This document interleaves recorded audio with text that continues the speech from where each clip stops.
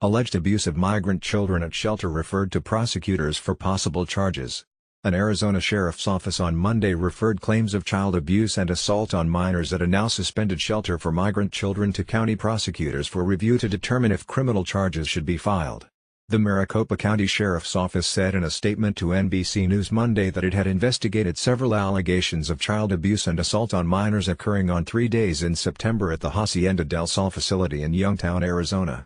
The Sheriff's Office said after an initial response by its deputies, it conducted an investigation into 3 incidents.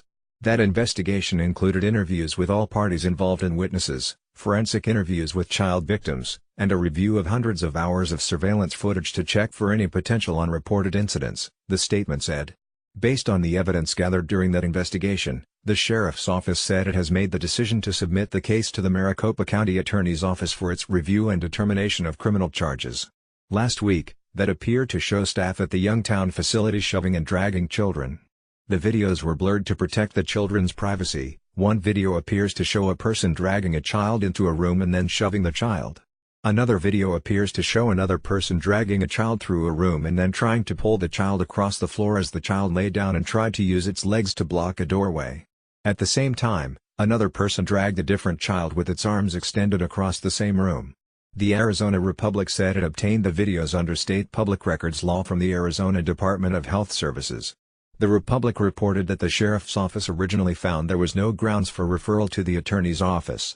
An investigation previously determined that while physical force and restraint techniques were used against these minor children, these actions did not rise to the level of criminal charges, a spokesperson for the Sheriff's Office told the Republic. The Sheriff's Office statement on Monday did not address the reversal. When asked to respond to the Sheriff's Office referral, a spokesperson for Southwest Key, which owned the Youngtown facility before it closed, provided an October statement saying that it wholeheartedly welcomed the Office of Refugee Resettlement's decision to suspend operations at the facility and that they were working to thoroughly retrain our staff. The statement said that Southwest Key was also engaging with the Child Welfare Consulting Partnership to do an independent review of its processes, hiring and training in its Arizona shelters. The Office of Refugee Resettlement oversees shelters for migrant children who come to the U.S. alone or who are separated from their parents.